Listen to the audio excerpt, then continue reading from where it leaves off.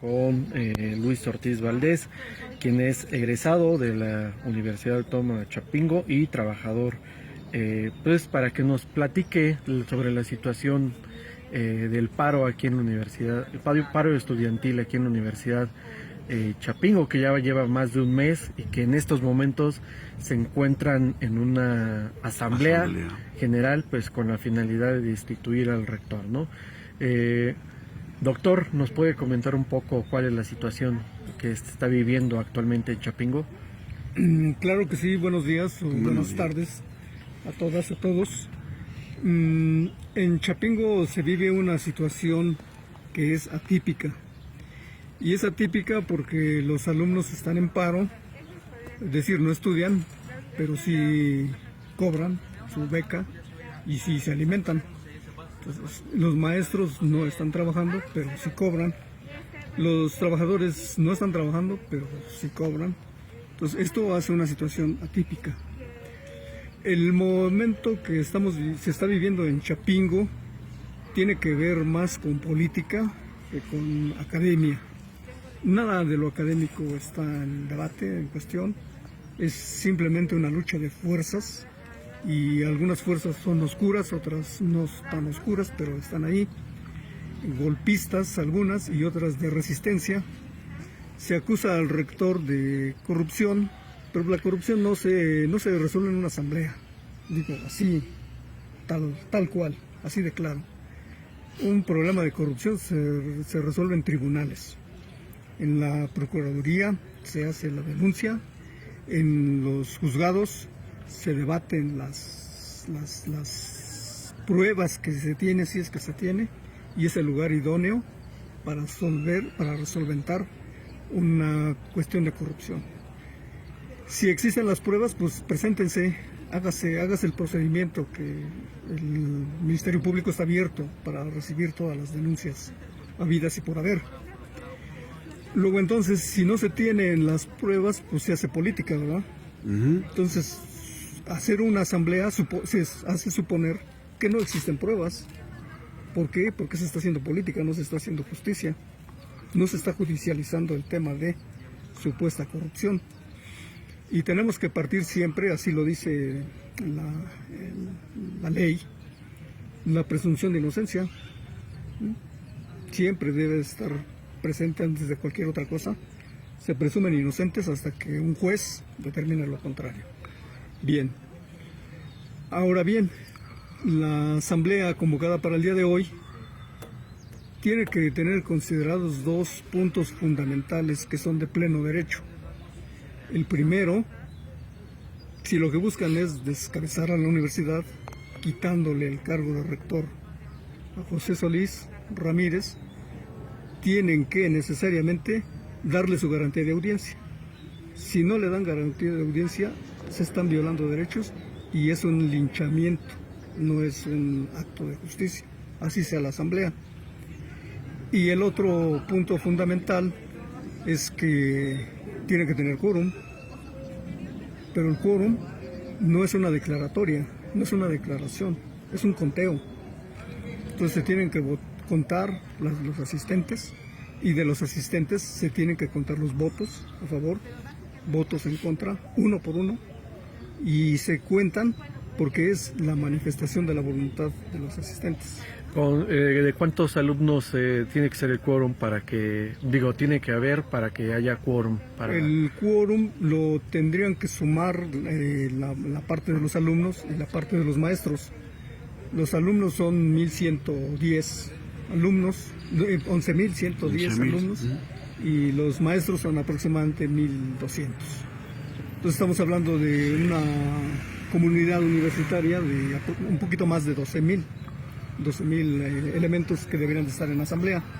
Sabemos que no van a estar los 12.000, pero el quórum lo harían un poco más de 6.000. 6.000 almas deberían de estar reunidas y contarse, porque se cuenta la voluntad, no se cuenta el número de asistentes, se cuenta la voluntad de los que ahí se manifiestan.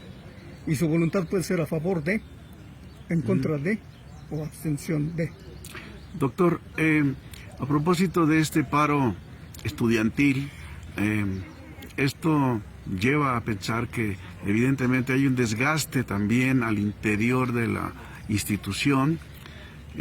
No se está gestando, sino ya ha existido este desgaste interno de la institución. ¿Cuáles han sido los ingredientes que han determinado este tipo de desgaste institucional en Chapingo? Ahí hay que ver dos elementos fundamentales.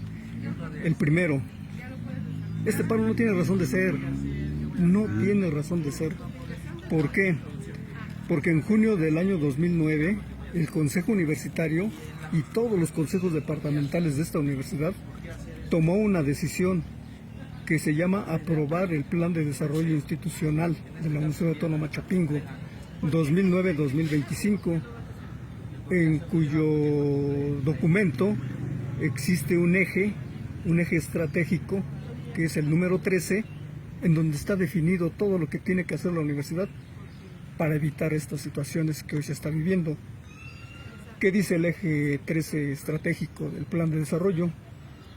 Autoriza a un plan rector.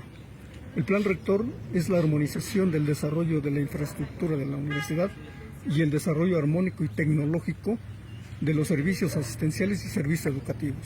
Eso está aprobado, autorizado por el Pleno del Consejo, el Pleno de los Consejos Departamentales, para que la universidad lo trabaje, lo desarrolle y lo lleve a cabo. Si eso no se ha hecho, pues con la pena, son omisos. Hay omisión en el trabajo universitario, administrativo, que se tiene que hacer. Si no se han conseguido los recursos, ¿por qué no han querido? Porque el plan allí está. Ahora bien, la Cámara de Diputados ya ha autorizado recursos. En el año 2009, en diciembre de 2009, en la Gaceta Parlamentaria, se autorizaron 350.1 millones de pesos, ahí está la Gaceta, para apoyar el plan de desarrollo de la Universidad Autónoma de Chapingo. Mismos recursos que siguen llegando. Nunca se ha hecho un recorte al presupuesto de la universidad, al contrario, se ha seguido incrementando ese presupuesto. Luego entonces, pues es falta de hacer las cosas que están autorizadas. Ya están, no necesitan más autorización. El plan de desarrollo les autoriza todo el trabajo que los estudiantes legítimamente están reclamando. Entonces es una omisión, una razón de omisión, no hacer y no querer hacer las cosas en su momento. Entonces podríamos hablar que toda la situación alrededor del paro estudiantil tiene que ver más por omisión que por los señalamientos de corrupción. Sí, sí. Es una omisión de hacer las cosas que se tienen que hacer, y los grupos políticos, oscuros y no tan oscuros, se montaron en el evento, están montados en el evento. Cuando habla de grupos políticos, ¿a quién se refiere? ¿O y cuál sería el objetivo de estos grupos políticos dentro de la universidad? Pues los grupos políticos son muy fácil de identificarlos, todos. Se mueven por dos razones sencillas. Una, se mueven por más poder y se mueven por más dinero. Es lo que los mueve, es lo que los hace que se manifiesten en panfletos, en apócrifos, en documentos sin nombre, en documentos que no tienen sentido de ser mientras no se dé la cara. Entonces buscan poder y buscan dinero los grupos políticos, así se identifican fácilmente y se manifiestan ya sea en micrófono, ya sea en redes sociales o ya sea en panfletos clandestinos, oscuros. Por eso se llaman oscuros, porque no dan la cara. Así es. El pronóstico el día de hoy, jueves, el marco de la asamblea estudiantil que en este momento se está llevando a cabo acá en el estadio de fútbol americano. ¿Cuál es tu sentir al respecto, doctor? El pronóstico de esta situación. Mi punto de vista es que no hay condiciones plenas para un desarrollo de una asamblea como debería de ser. Primera, porque los alumnos no están todos en la universidad. Alguna vez sí se reunieron en la asamblea y lo celebro, y qué bueno que así lo hicieron, pero en tiempos normales. Los maestros estaban dando clases y los trabajadores estaban trabajando, los estudiantes estaban estudiando. Se convocaron en una Asamblea General Universitaria hace 7 años aproximadamente, y sí, lograron quórum, pero cometieron el error de no contar los votos, y es fundamental contar los votos, fundamental, si no, no es pleno derecho, porque no se está contando la voluntad de los que ahí se manifiestan. Y luego entonces, si los alumnos no están, y los maestros tampoco están, o sea, no tienen consenso, los maestros, para hacer lo que quieren hacer. Entonces, el peor escenario es que van por un linchamiento. Una asamblea para un linchamiento no tiene razón de ser. No le auguro un éxito a esta asamblea. Veo difícil que puedan lograr. Ojalá y lo lograran, ¿verdad? Pero tienen que cumplir con los 2 requisitos que ya los dije. Garantía de audiencia al que van a decapitar. Si no le dan garantía de audiencia, esa asamblea no tiene, es un linchamiento, no es una asamblea. Si no cuentan los votos, es un linchamiento. No es legítima esa asamblea, por esas 2 razones.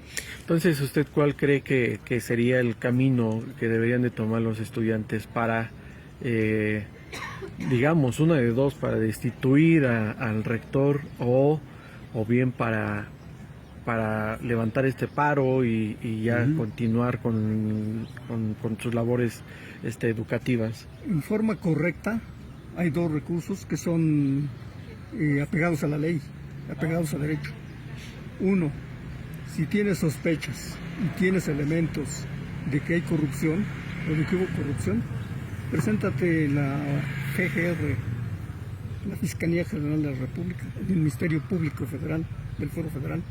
Presenta tus documentos y presenta tu queja. Ese es el camino correcto. Resuelve el conflicto de Chapingo en tribunales si es que tienes las pruebas para hacerlo. Si no las tienes, haz lo que dice el estatuto. El estatuto dice claramente que se tiene que reunir el consejo en pleno, el pleno del consejo, y decapitar al rector. Sí lo puede hacer el consejo. Pero esa decisión tiene que ser avalada y ratificada por la asamblea, por la comunidad universitaria, por la comunidad universitaria en un plebiscito. Con el 30% de las firmas se pide que se proceda a corroborar, a ratificar o a rectificar la decisión del consejo. El único autorizado para decapitar al rector es el consejo universitario, no es el plebiscito. Pero ahorita igual el plebiscito es ratificación o rectificación de lo que el consejo decida. Eso dice el estatuto. Eso dice el estatuto. También se hablaba o argumentan los estudiantes que hasta el día de hoy el rector no le ha tomado protesta al tercio de los consejeros. Ahí sí es correcta esa afirmación. Sí es correcta, pero habría que ver aquí algo que es típico de Chapingo, ¿verdad? Típico, patentado en Chapingo. Cada rector se mueve de acuerdo a su deporte preferido. Ya tuvimos un rector que le gustaba el fútbol y aventaba la bolita, ¿verdad? Cuando llegabas con él ya no estaba la bolita con él, ya la tenía otro. Ibas con el otro y ya no tenía la bolita, se la aventaba otro. Entonces se mueve de acuerdo a su... Ese rector pues ya pasó a la historia. Otro rector que era tan guaidoíno, no sé cómo se dice. ¿De taekwondo? De taekwondo, deportista de taekwondo. Pues primero le soltaba una batería de patadas a las organizaciones, al sindicato en especial, y después negociaba, ya que había soltado batería de patadas. Este rector tiene su estilo, es de fútbol americano. Entonces el rector va a taclear al consejo y después de que lo tenga tacleado, pues va a llegar a negociar va a taclear al movimiento estudiantil y lo va a hacer. ¿Por qué? Porque es su estilo, el tacleo. El profesor va a taclear a los maestros, el rector va a taclear a los maestros también, y los maestros lo saben, los van a taclear y después negocian. Sí, en la huelga pasada lo conocimos, el rector quiso taclear al sindicato y lo tacleó por 6 meses. Y la pandemia también. Sí, ¿no? Aprovechó la pandemia, la pandemia fue su aliada del rector. Hasta que lo hasta que lo taclearon a él. Luisa María Alcalde, la secretaria de Trabajo y Previsión Social, lo tacleó y se resuelve esta huelga y se resolvió. Entonces, ese es el estilo del rector. Entonces, por eso pues, va a tener tacleado al consejo. ¿Para qué? Pues para que no lo decapite. Así de sencillo. Hablando de los profesores, por ahí circulan en redes sociales algunas cartas firmadas por creo que más de 100 profesores, ¿no? Donde decían que y le exigían al rector pues solucionar el asunto, ¿no? Porque también había algunos represalias en contra de profesores, ¿no? Pues ese es un síntoma, precisamente. Ese es un síntoma, es un indicador de lo que va a ocurrir hoy. Lo que circula en las redes sociales son 350, por decir, 360 profesores que se atreven a firmar, y está bien que lo hagan, digo, es su derecho. Pero hablamos de la planta de profesores, son 1.200 profesores. Entonces, 300 profesores en un mundo de 1.200 profesores, pues no hacen mayoría todavía. No es mayoría. No hacen mayoría. Entonces, si esos 300 profesores asisten a la asamblea, pues está bien, ¿verdad? Que lo hagan y se manifiesten. Pero ¿y los otros? Los que no van a asistir. Porque este documento indica que la mitad de los profesores no van a asistir. Entonces, sí, precisamente ese documento que sí circula en redes sociales, es correcto. Pues es un indicador de la situación, es un termómetro, pues, de que los profesores no están del todo con. ¿Cuál sería su pronóstico para los próximos días aquí en la Universidad Autónoma de Chapingo? Pues mira, Chapingo está en una fatalidad completa y absoluta. Vivimos una fatalidad. ¿Por qué? Porque el día de hoy se está autorizando que entren alimentos y medicamentos sin la supervisión de la COFEPRIS, sin la supervisión del SINACICA. O sea, ¿qué quiere decir? Que nos van a entrar a México alimentos agropecuarios posiblemente contaminados, posiblemente envenenados. ¿Por qué? Porque la crisis en México es principalmente alimentaria. La inflación en México está provocada por los precios de los alimentos de origen agropecuario. Y Chapingo cerrado, y Chapingo sin voz, Chapingo sin voto. Esa es una fatalidad. Los agrónomos, o que se digan agrónomos, ingenieros agrónomos, deben de subirle agua al tinaco. Es el momento de levantar el paro, es el momento de ponerse a trabajar, es el momento de manifestar sus ideas, es el momento de que el Congreso les tome la palabra. ¿Qué hacer con el campo mexicano? ¿Qué hacer? Y es una fatalidad que nuestro Consejo Universitario no le cae el 20. El gobierno ya le puso dinero, le puso el programa especial para la vinculación universitaria, el PEBU. ¿Y qué hicieron con el PEBU? Destinado para esto, precisamente para que no hubiese una crisis en el país, para apoyar el sistema alimentario mexicano. ¿Qué hizo el Consejo? Se lo tragó. El Consejo devoró ese dinero que era para la vinculación universitaria. Se lo repartieron, punto. Por eso digo que los grupos políticos, oscuros y no oscuros, van por el poder y van por el dinero, no van por el bienestar de la universidad. Es falso que el Consejo se preocupe por el bienestar de la universidad o del país. Nada que ver.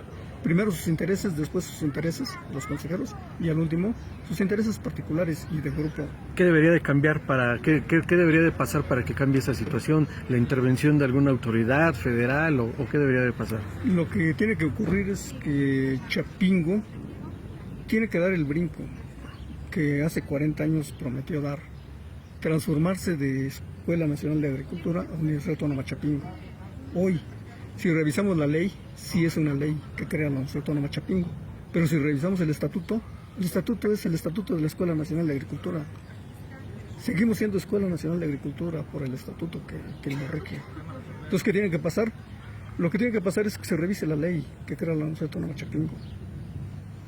Y revisar la ley implica dar el brinco hacia una ley orgánica. Una ley orgánica de la Universidad Autónoma Chapingo le ayudaría a resolver todos estos problemas que hoy tiene.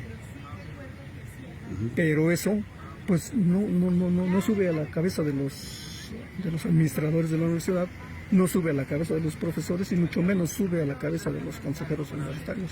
Ellos están lejos de pensar en una ley orgánica. Y todas las universidades tienen ley orgánica. La UNAM, la UAM, la Antonio Narro, pues tienen ley orgánica. ¿Por qué? Porque es la que regula precisamente los cuerpos de gobierno, los cuerpos de gobierno y los cuerpos colegiados y la administración de la universidad. Una ley orgánica. Nosotros no tenemos ley orgánica, es una ley que crea. Y la ley que crea es una ley mucho menor que una ley orgánica. Una ley que crea es para cualquier baratija ahí que es necesaria en su momento, ¿sí? Y ahí queda, ¿verdad? Entonces es una ley que le sale al paso a un problema. La ley orgánica. La ley que crea la UACH es una ley que salió al paso nada más. No es propiamente una ley orgánica como debería de ser. Chapingo se merece una ley orgánica de ese tamaño, de ese calibre. Entonces, ¿qué es lo que va a ocurrir? Y aquí agarro un contexto. Chapingo tiene una gran ventaja para lograr su ley orgánica. Es que en la UNAM se está perfilando un movimiento de largo letargo. La UNAM va a entrar en un periodo de lucha estudiantil bastante fuerte, bastante intensa. Porque en la UNAM están peleando el voto directo, secreto para elegir al rector. Entonces, la UNAM se elige por una junta de gobierno. Entonces, el movimiento estudiantil en la UNAM está tratando de romper ese esquema. Y romper ese esquema implica reformar la ley la ley orgánica de la UNAM. Entonces, sí hay un contexto. Hay movimiento estudiantil en el Poli, en la UNAM, en diferentes universidades, en Chapingo. Pues debería de ser compaginarse el movimiento estudiantil nacional y tomar decisiones de largo plazo y bien fundamentadas. Que una decisión bien fundamentada pues, es una ley orgánica para largo plazo. Entonces Chapingo tiene que dar el brinco de Escuela Nacional de Agricultura a Universidad Autónoma Chapingo en plenitud. Entonces el consejo que hoy gobierna la universidad, o cuando la ha gobernado, no es el consejo universitario, es el consejo regional de la Universidad Autónoma de la Unidad Regional Chapingo. El consejo universitario se forma con las distintas unidades regionales.